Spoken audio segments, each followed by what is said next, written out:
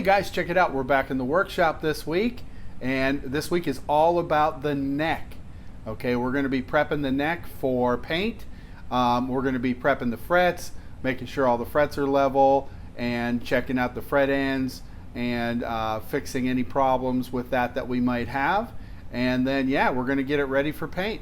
All right, so that's what we're doing this week. And I'm going to go ahead and switch the camera over to the bench so you guys can get a better view, and we'll go ahead and get started. Okay guys, so the first thing that I'm going to do is I'm going to check out the frets. I want to check to make sure that they're level, see if we have any crowning work or any leveling work that we have to do. And I'm going to check out the fret ends and see if there's anything that we need to do with that. Check out the edges of the fretboard and so on and so forth. See if there's anything that we need to do. Alright, so in feeling this, I can tell that these frets are not really polished very well, or at least they have some grit on them, and that's normal, completely normal from the factory, and we can polish them up with our little fret erasers right here. This is something that you can pick up on Amazon. These are fret erasers, and they are fantastic to have, especially when it comes to polishing frets and doing some just even with once you've done your leveling work and stuff, leveling everything out, these are fantastic for polishing them up.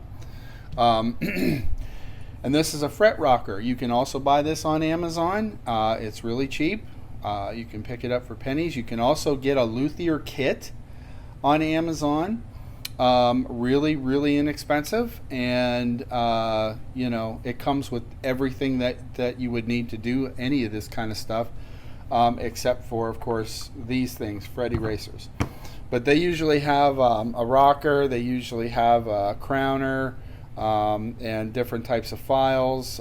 They have nut files usually. They usually have radius scales to check the radius of the neck, you know, things like that. So it usually comes with all that kind of stuff. So I would pick one up if I were you. I'll put a link to one in the description below that's on Amazon that's really inexpensive, that will work for you. We're also going to check and see how straight the neck is. Okay, you can pick one of these up also on Amazon. All right, I actually think I got this one on wish.com. And it was super cheap. It was only like $2, and it just tells you, you know, what your scale length, which side you need to use for what scale length. This is your basic typical Gibson scale length, so it's 24.75, so which means we got to use this side. So that's going to be the first thing that I'm going to do. I'm going to check and see how straight this neck is. Okay, I'm going to set this down on here. I'm just going to take a look. And there is absolutely no daylight in there whatsoever. This neck is perfectly straight. Okay, it's absolutely perfectly straight. Gotta love that. Means we don't need to do any truss rod adjusting yet. Once we put string tension on it, that can change. So we'll see what happens. All right, the next thing that we're gonna do is we're gonna take our fret rocker, and we're just going to check how level the frets are. Okay, and you do this just by kind of holding the neck down and see if you can rock on one of the frets back and forth, and you just go across the frets like that, checking to see if you can rock. Nothing there. And you overlap, make sure you overlap that last fret. So just keep going. Nothing there. Okay, keep going. Nope. Nope. Nope. Nothing there. So far, so good. Now you see how they have angles? It's because the frets, as you go down the fretboard, get narrower. So you have shorter sides. Okay. We're good there. We're good. Good. Nothing there either. Sweet. Okay. Good, good, cool.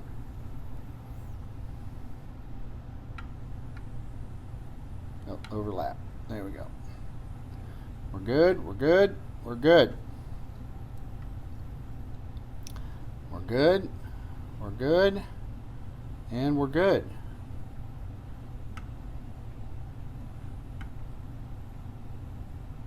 Good. Good. Excellent. Excellent. Now we got a little bit right there on that last fret, or it's actually the second to the last fret. See that? See how it rocks? And it seems to only be on the end because it's pretty flat there. That's good. It's good. It's good all the way across. So we got a little high space right here. So we can actually just take that off a little bit with a fret file. Even maybe a crowning file would take that down just enough. Okay, and it's only a teeny little bit, so we may not have to do anything. I may just actually see if I can tap it down a little bit first to see if I can actually get that to level out. We'll see.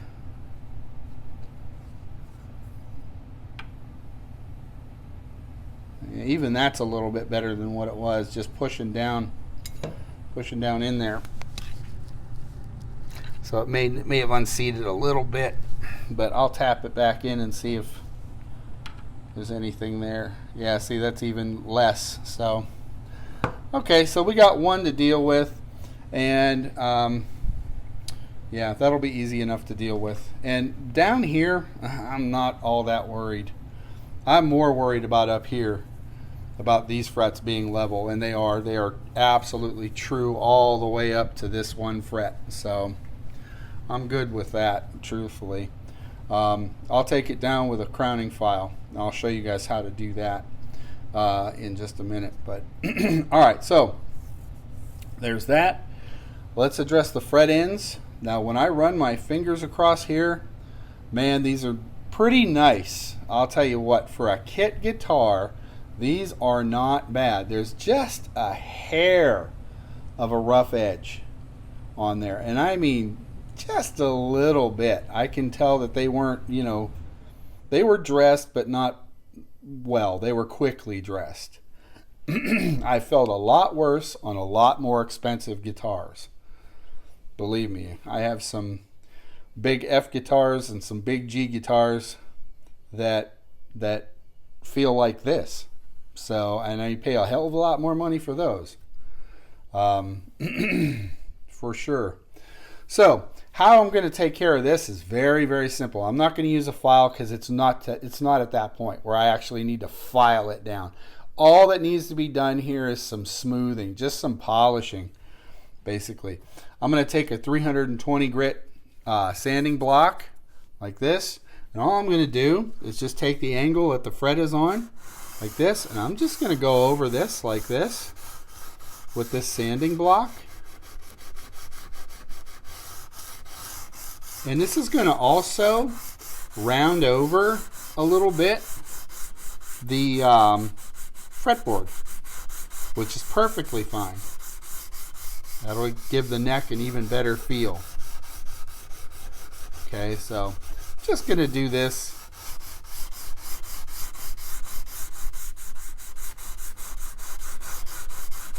And you'll feel it. Especially when it starts to smooth out, you'll really feel it smooth out.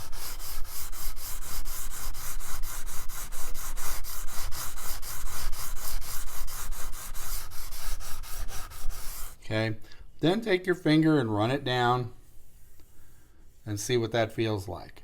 And it's already made a big difference. Okay, I can already feel just that little bit of sharpness coming off of there. That feels pretty good. That's not bad at all. Got one or two right in here.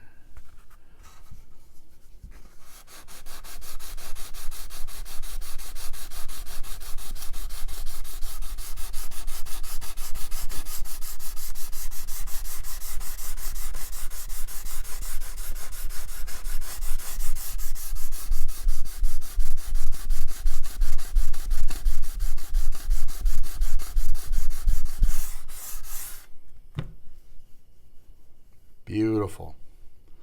That polishes them up real nice. All right, so now I'll do the other side.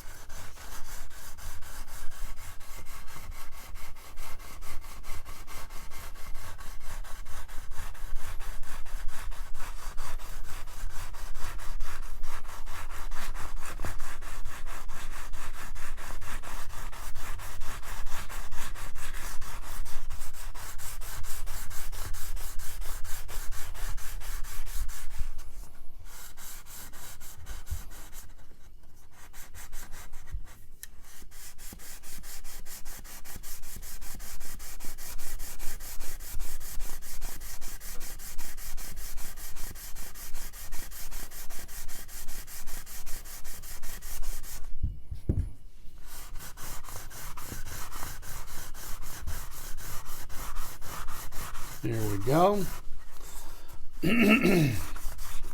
Just get this done.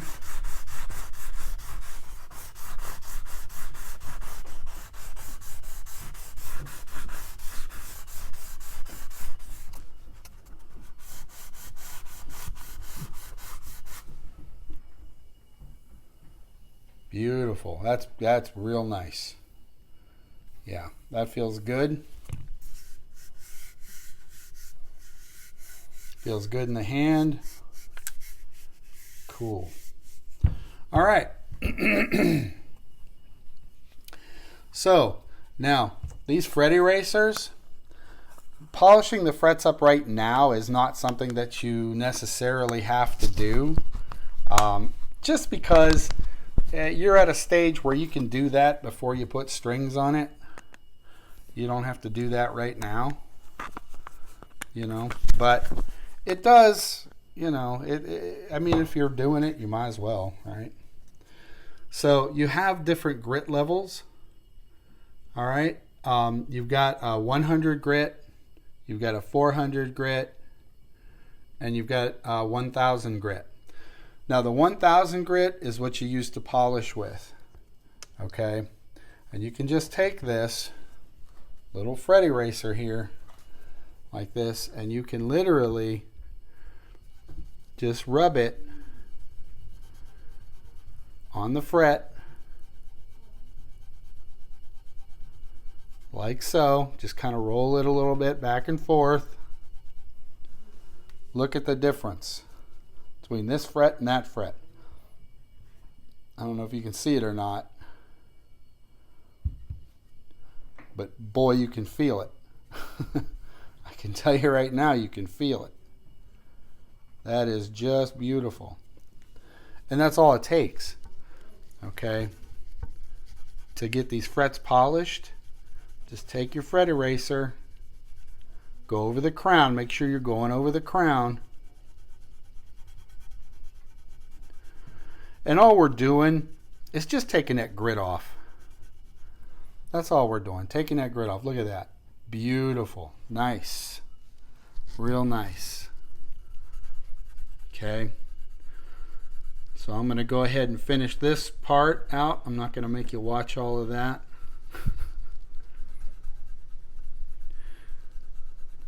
But yeah, you can see, look at that. What a difference that makes. In making these frets just gleam. And God, they feel better. They feel so much better. Okay, so yeah, I'm going to finish that up, and then we'll get right back to what we were doing. Okay, so now we've gone and polished our frets.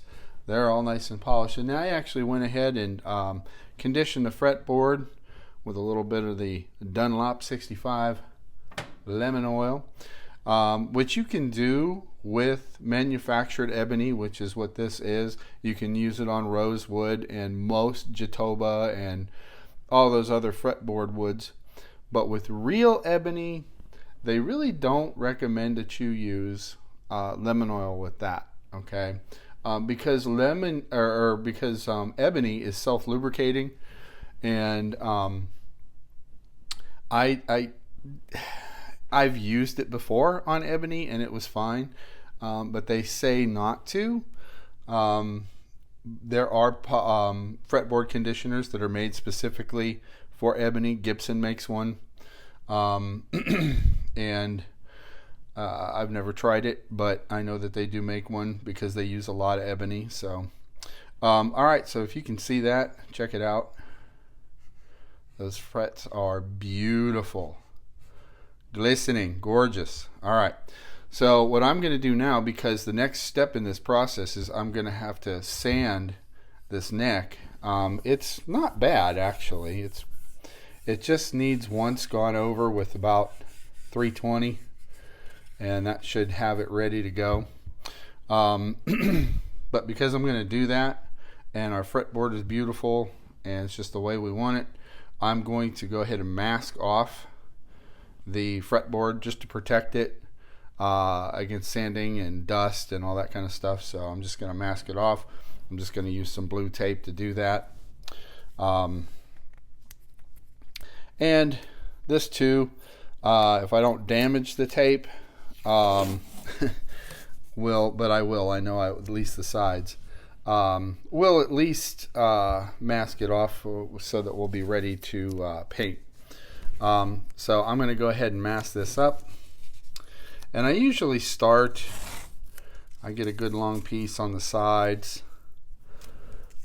And that's usually where I start. I usually start on the side of the fretboard and just kind of line it up that way. So, yeah, that's what we'll do.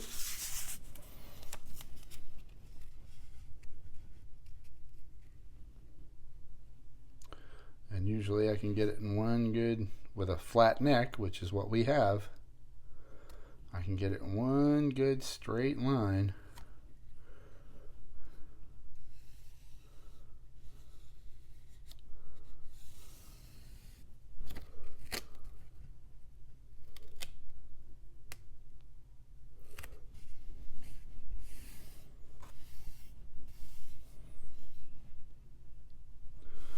Just like so.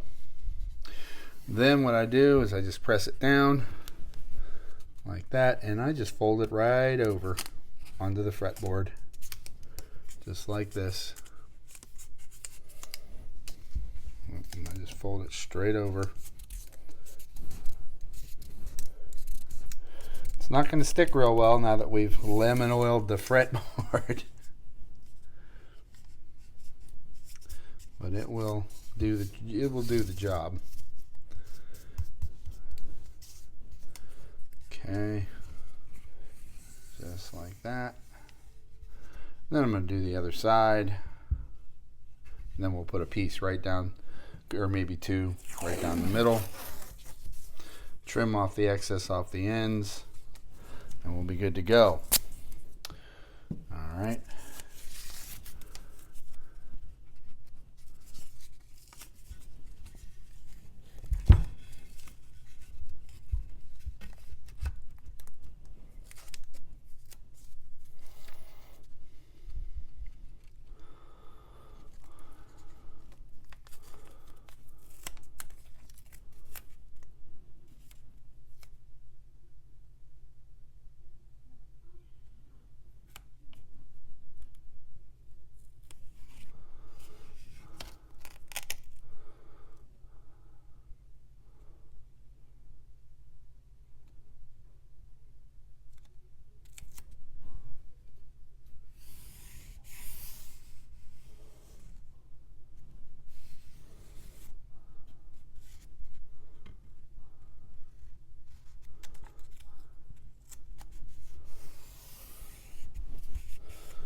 Okay, there we are.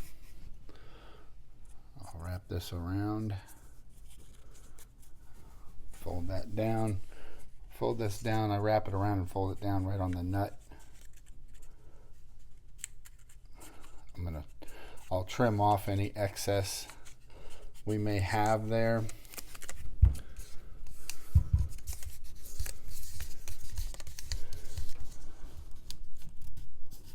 There we go.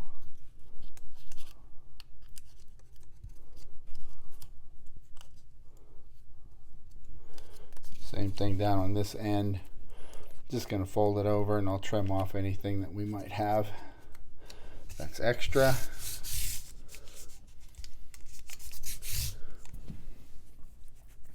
Then I can just take a piece right here and just go straight down the middle.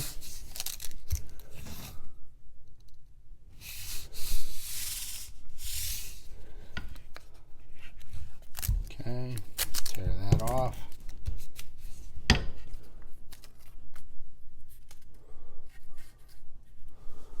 Like so. I'll just fold that in and then just trim that off. Okay, so there you can see our fretboard is protected. Okay, just masked off, real simple. I like to press it in, make sure it's good and sealed up. I don't want any dust getting in there, that kind of thing. So there we go.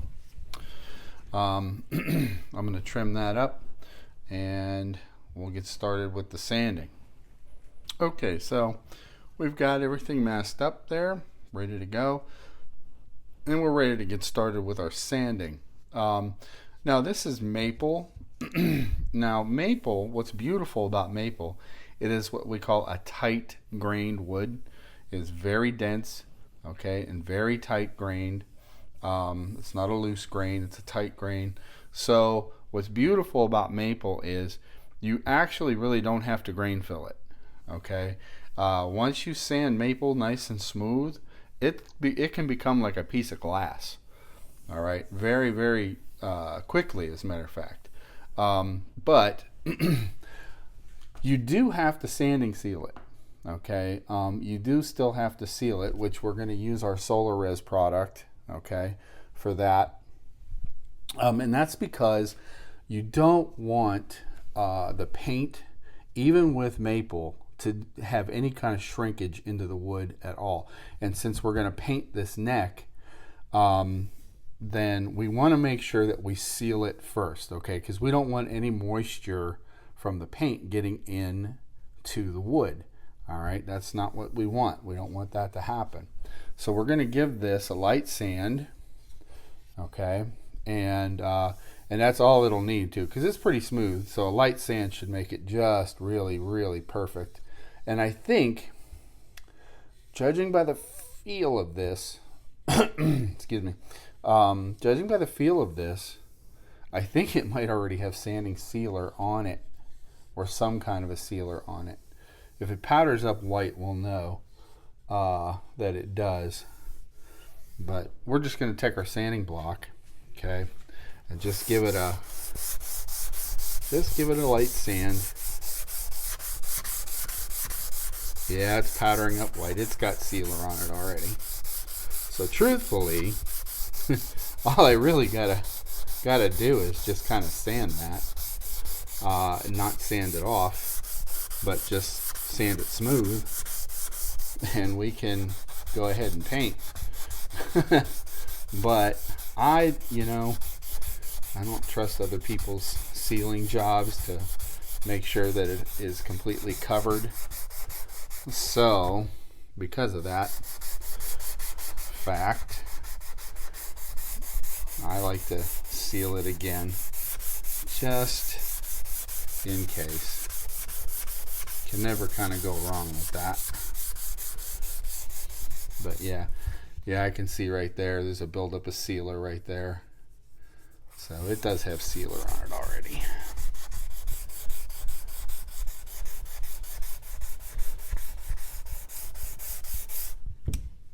Yeah, that's 1,000 times better already. Okay.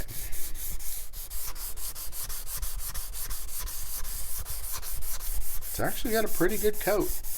I'm surprised, truthfully. It's got a pretty good coat of sealer on there. Who knows? Maybe I won't seal it. Don't have to. It's already got it on there.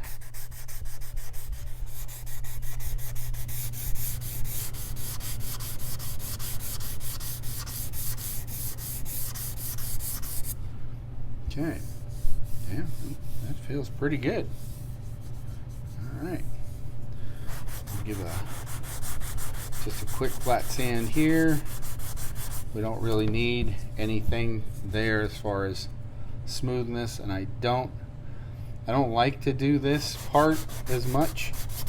I'll give it a quick go over just because you don't want to affect how it fits in that pocket.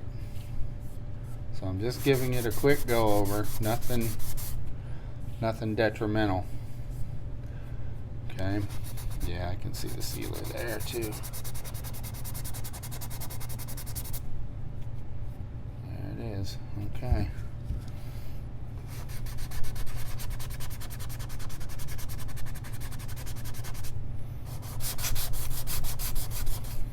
Alright, so we'll just give it just the light. There we go. Okay, that's good. Now we'll just move on to the headstock here, and we should be pretty good to go. Oh yeah, definitely got sealer on it.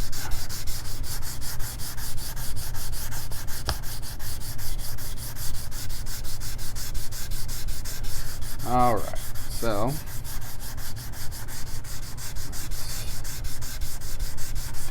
stand up real nice, which is great. Oh yeah, beautiful, perfect. That's nice. That's all we need right there. Good enough for the factory, good enough for me. In this case.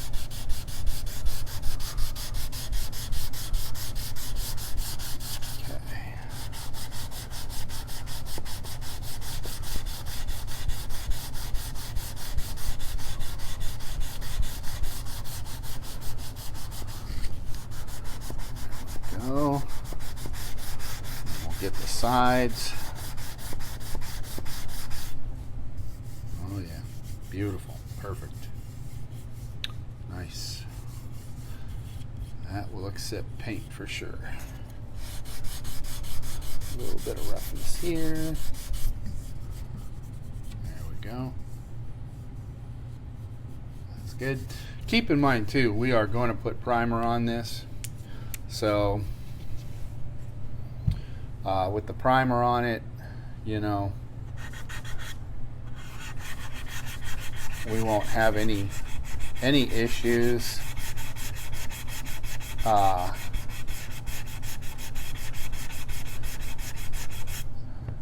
with the sanding scratches and stuff, because it'll show them all to us, and any place that we got to fill in sanding scratches, we can do that.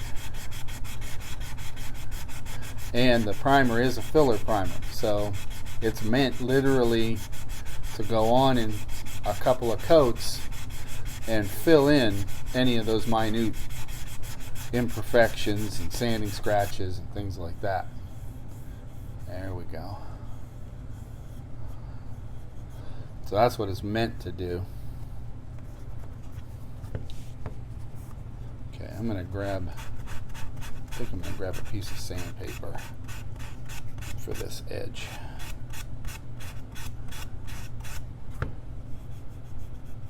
Yep. Okay, I'm gonna finish this up and we'll be right back. Okay, so now we have everything sanded. We're gonna go ahead and wipe this down with some naphtha, which I always like to do. Naphtha will get rid of any fine dust, or at least most of it, and which is definitely what we want to do before we even consider putting any kind of paint on here. We definitely want to make sure that we wipe everything down. So we just want to wipe it all down real good with some naphtha. There we go. You can see the dust is just coming right off.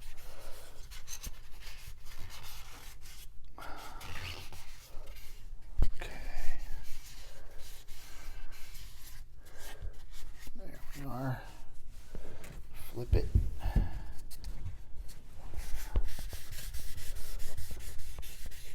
It's not a bad piece of maple that they chose for this neck. It's pretty decent.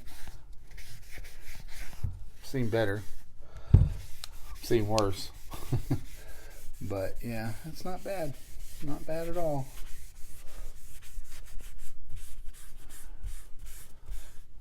Just give this a good wipe down.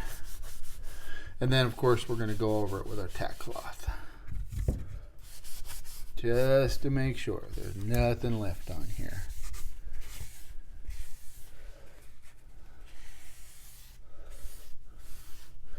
Because even with naphtha, you can still have residue, you know, but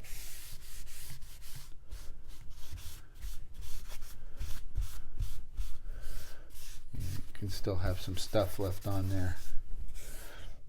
But the tack cloth will definitely get it off for sure. Okay, so there's our naphtha. Let's go ahead and break out our tack cloth. Here somewhere. I know it's here somewhere. Just gotta find it. There we go. Knew it had to be in one of these drawers. All right.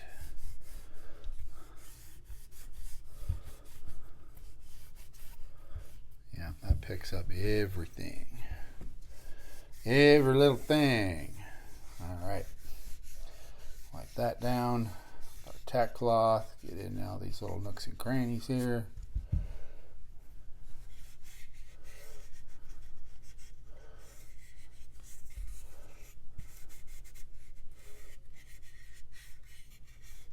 All right. Yeah, and I'm going to go with the sanding sealer that was on here because it was a good, thick, heavy coat.